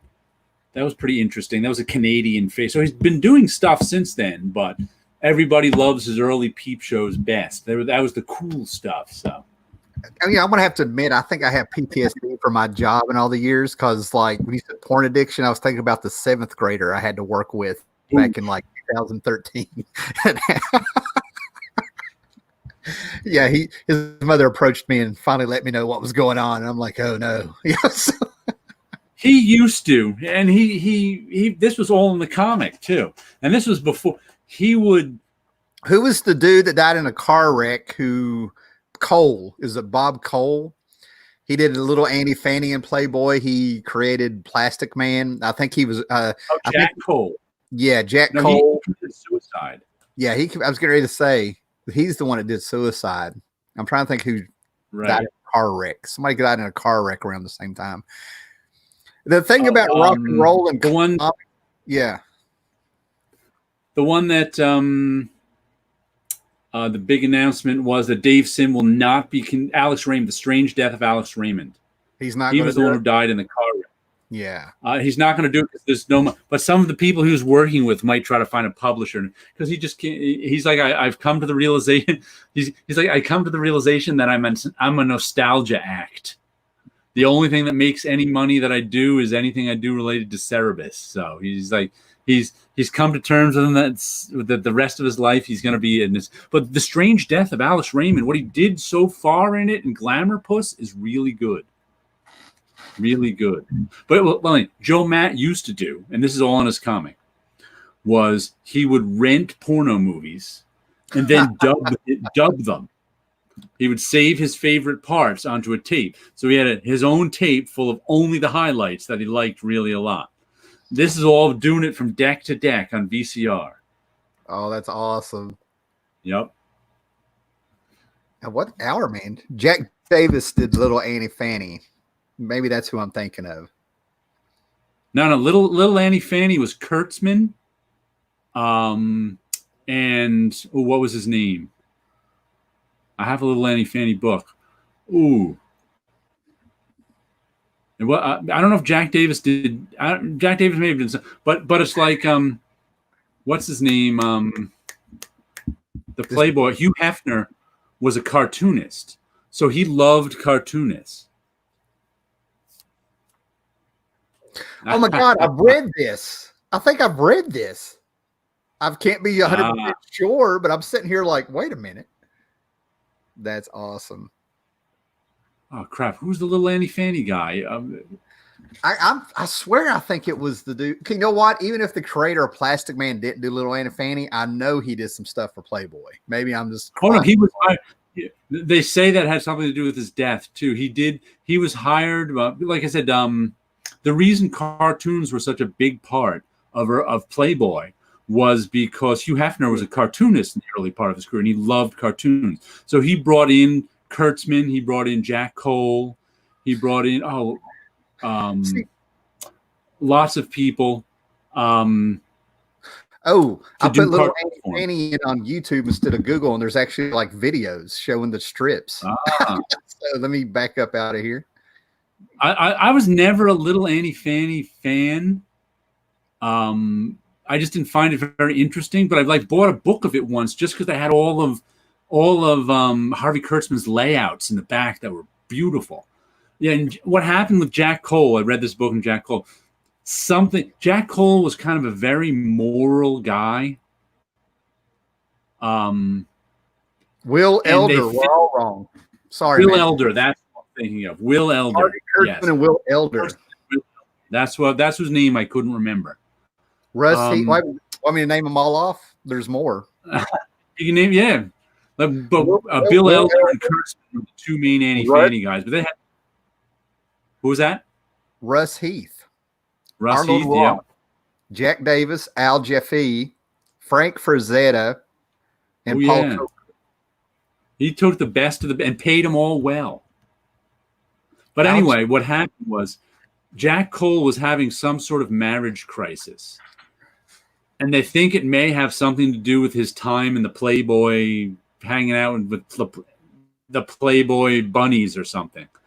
And so Kurtzman had a team. You're right. Bill Elder was the main guy, but I think there were other guys too. And back to that in a minute. So then what happened was Jack Cole had some kind of crisis of conscience. And I think he sent a note to the Playboy guy, the head guy whose name just flew out of my head. Hefner. And he sent a note to his wife and then killed himself in his car. And the note to his wife has never, the note to Hefner was just kind of generic and sorry. And the note to his wife never was revealed. So a reason was never given for him committing suicide. But people think it had to do with his home life and his wife, and maybe him cheating on his wife with some other woman. And he and his wife never could have kids. And that was important to him and them somehow. And then it's cheated. So there was all sorts of speculation going on.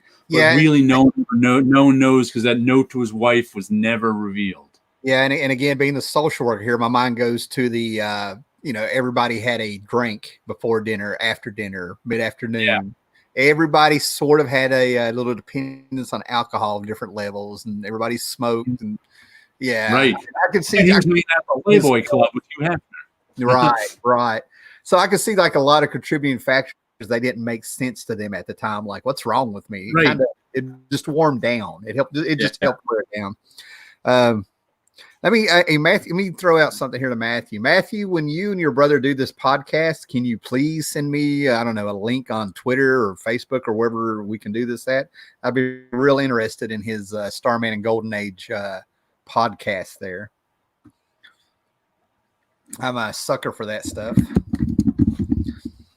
That's about it. Oh, my God.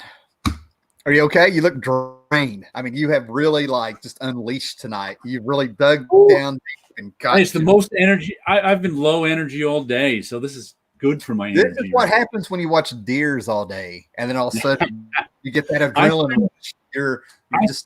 I spent a lot of the day trying to get something done. I woke up. I actually got a little stuff done in the morning. I managed to get a little drawing done in the morning. Went out for my bike ride. It was a real low energy bike ride.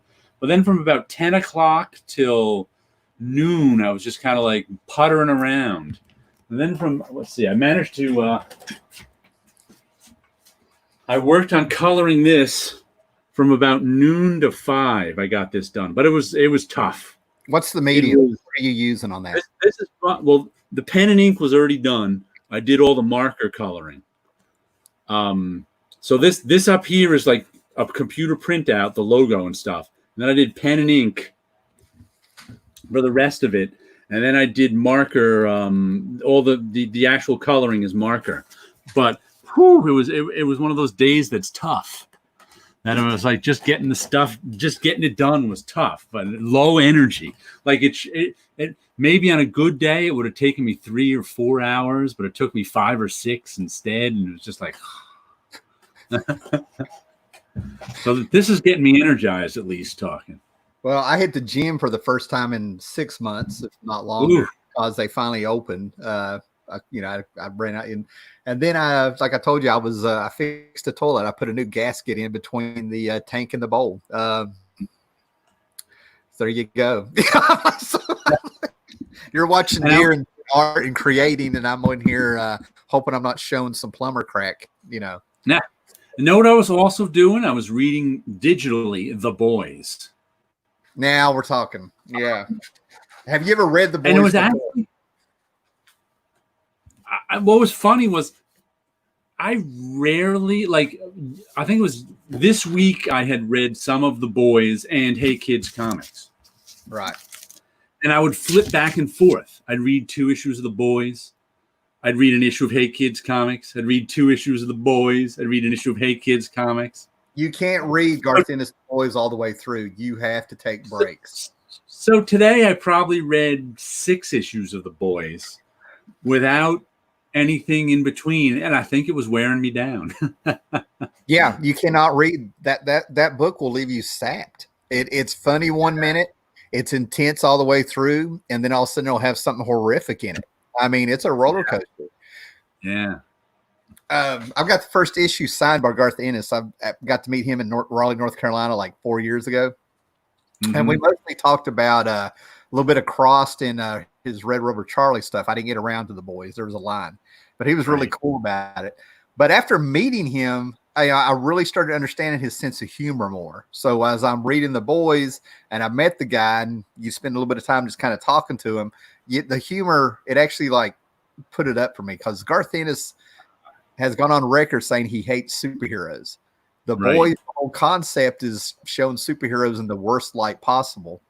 But, and then I'll shut up here, what I like about it is that it does kind of answer some of those questions. I always had a thing about heroes, about if you have all these adventures and adrenaline rushes, and every night you go out could be your last night on Earth, how would that really mess you up? You know what I mean? You'd be eating more, you'd be wanting to taste things and live life, because you really face death. I know I'm being melodramatic, but it's kind of like when you're in a car wreck and you actually almost died. You come out of it whoa, there's stuff I didn't do. So this, to me, The Boys kind of tapped on that a little bit. Frank Miller showed it in a positive way by bringing sex into comics with Elektra and Daredevil having superhero sex, is how he explained it.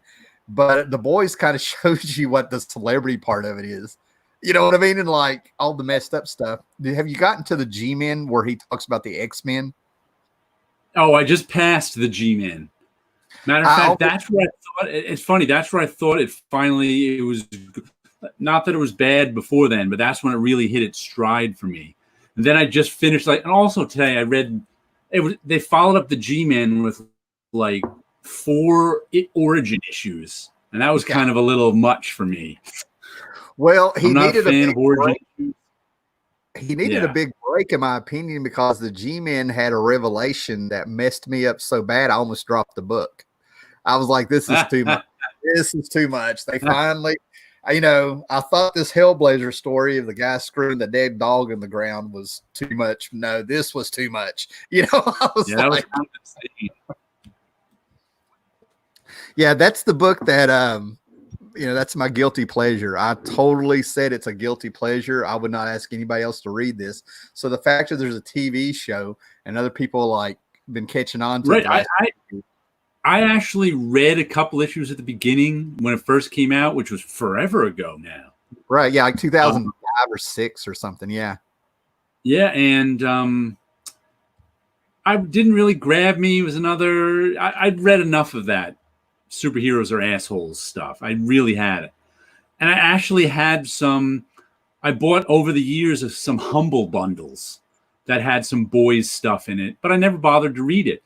Right. It was the Boys TV show, which I enjoyed, that made me want to read the comics. So I kind of just picked it up again digitally and with those Humble bundles I got and started reading them. I want to say this right here. Garth Ennis can show up and correct me, right? But I know I saw the interviews in the 90s where he said he hated heroes, and the hero he hated the most was Green Lantern. Then he stuck Green Lantern in Hitman, and I'm like, what's he going to do? I was like, oh, no, I think his I hate superheroes is really just a stance.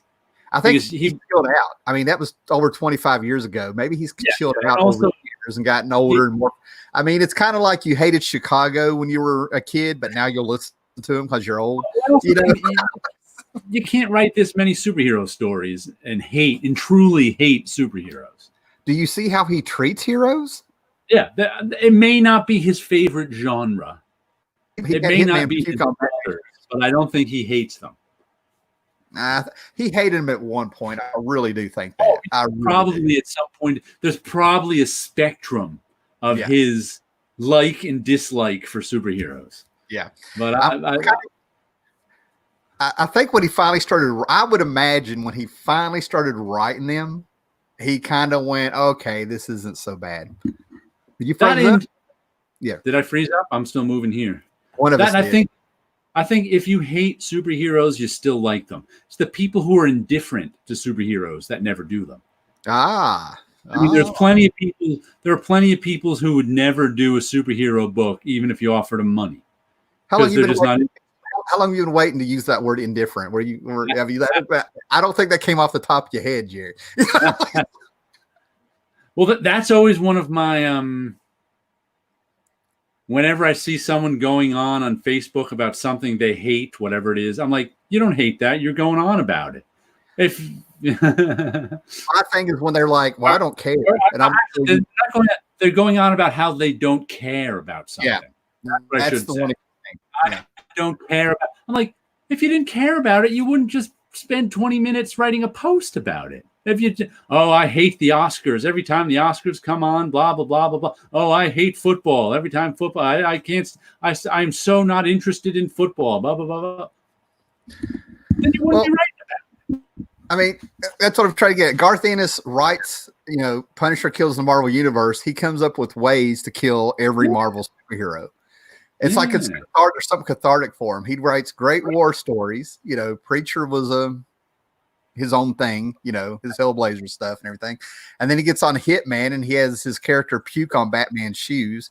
He makes Superman this depressed person having a moral conflict, and then like talks him up and then sends him on his way and then kills somebody. He handled all the superheroes. He got Hitman in front of Wonder Woman. He was like, I'm not really here to join the league. I just want to use my X-ray vision on Wonder Woman. And then everything he's doing in The Boys, I don't know. It's kind of hard to say he doesn't hate heroes because he goes in it with some passion. I think he does not want to write a traditional superhero story in any way. Smart. Yep. I don't blame him a bit.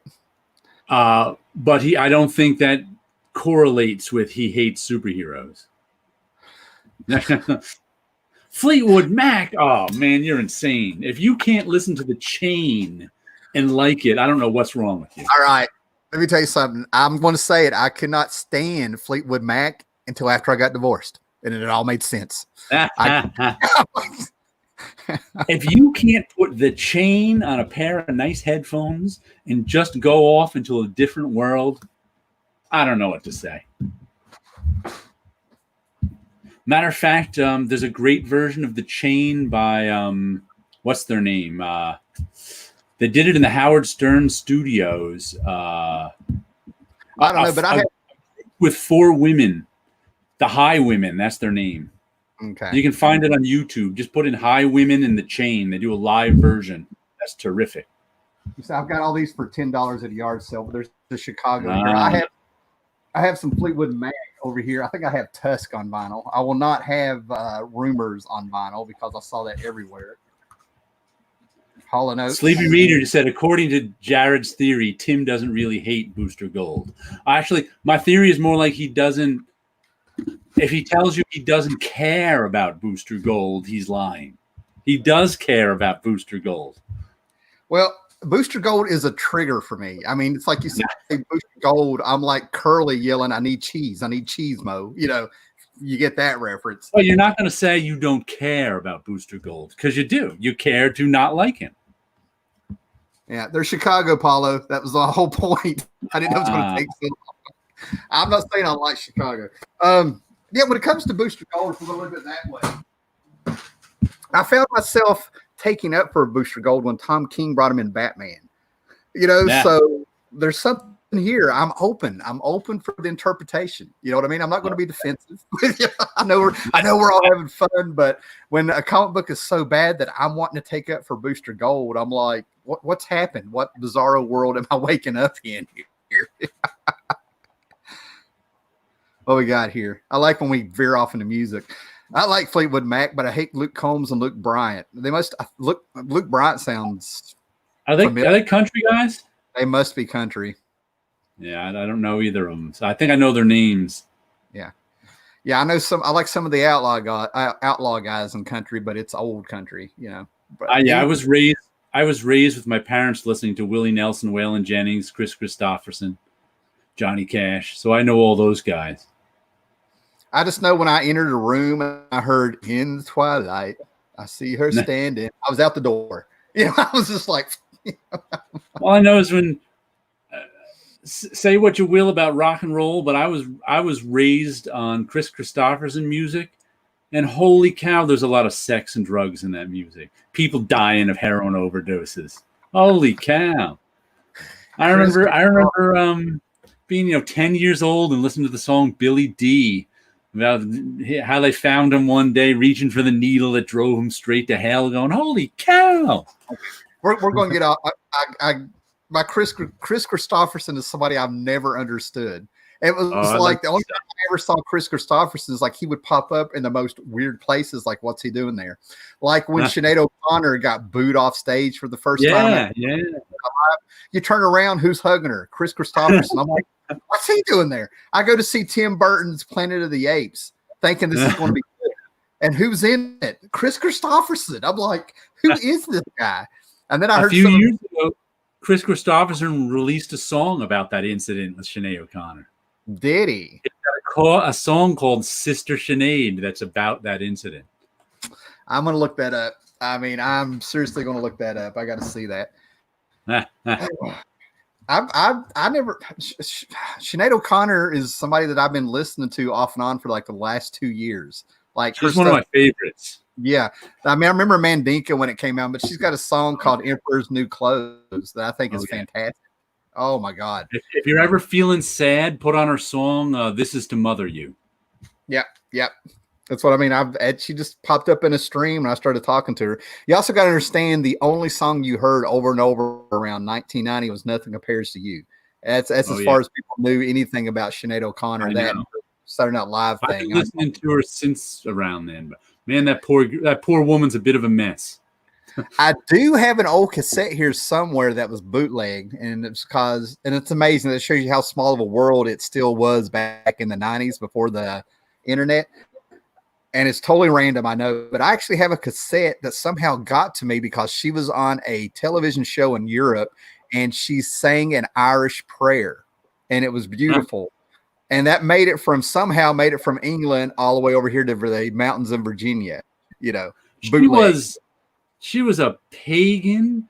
She was a priest in a breakaway Catholic diocese. She was now I think she's a Muslim.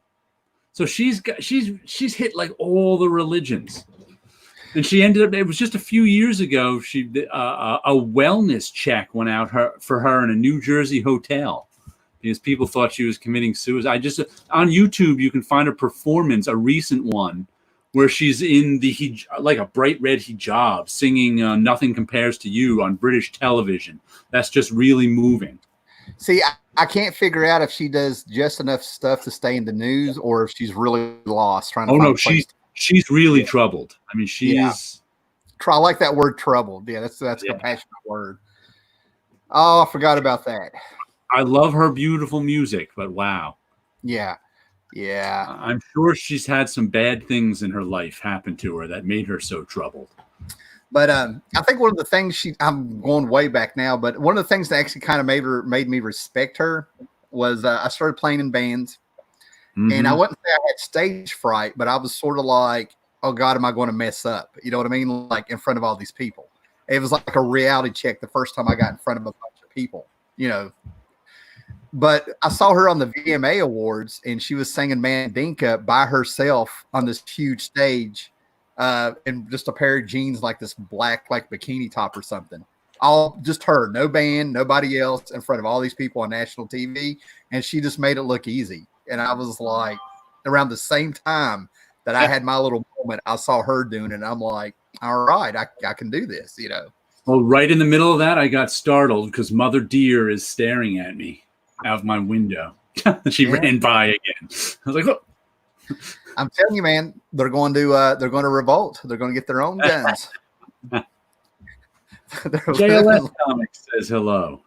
Yeah, and you guys are up north, so you've got the rooter creatures up there. Yeah. Like I said, and I'm in the suburbs too. These aren't even woods deers. Oh wow, yeah. So they live in little patches of woods and like up in the schoolyard, and so it's. Yeah, I remember getting mugged by a squirrel up in Washington D.C. That's all I'm saying. So, Scott 425. I saw a fox in my backyard. I saw a fox, and I was earlier this spring. I was going to the train in Nanuet, and Nanuet is a town. It's a little town. I mean, it's not even. I mean, it's a little town. There's a train station right in it, and I'm walking to the train one morning and. Jogging across the parking lot is a red fox, and I was just like, "There's red fox at the train station." When you see a fox around here, it's coming up on the side of the road. Check what it will actually look both ways for across the road, and they always have a rat in their mouth. They're all happy. That was the only time I've ever seen a fox anywhere around here, and it was at the freaking train station. It's like, what? Well, I'll tell you what, man, I'm going to get all mountain man here, but you haven't seen nature until you see a blue jay and a cardinal fighting. I'm just saying. I've seen blue jays. I've seen cardinals. I've never seen them fight. I couldn't believe what I was seeing. It was like first time I saw a real girl fight when I was in high school. I thought it was going to be pulling hair and a smack fight. We run up the steps to see it, and the one girl's got her down by the hair of the head, and she's got her stiletto heels on trying to kick her in the face and scar her, and we're all like, leave her alone, There's 4 of us want to break it up, and everybody's daring us to, and I'm like, oh my God. Well, not Scott, I was reading a comment here. Red Fox the comedian. Nope, not that Red Fox. All right, well, I tell you what, we've been on here, we got almost 2 hours. And it's almost 9 o'clock here. That's amazing. I still got to eat dinner. But we had a very melancholy good show tonight. We've talked about Sinead O'Connor and her troubles and all these troubled artists of the 50s and 60s. Suicide and Hey Kids comics and Ricks and Win Mortimer. But I tell you, my favorite part was watching you have that moment that I usually have getting off my old videos and stuff. Like, I know this. I know I had the comic. I know the information is right at my fingertips. I made a video about the book. I kind of drifted off. I really just kind of focused, like taking it in, like I punched over a bunch of comic book boxes doing this, and it's complete. All right.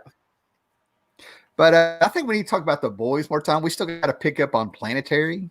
I'll have to wait till I finish the series to talk about the boys, because I just put the new boys series on my pull list. So I'm like, I may as well read the old one. I don't know, man. I don't know.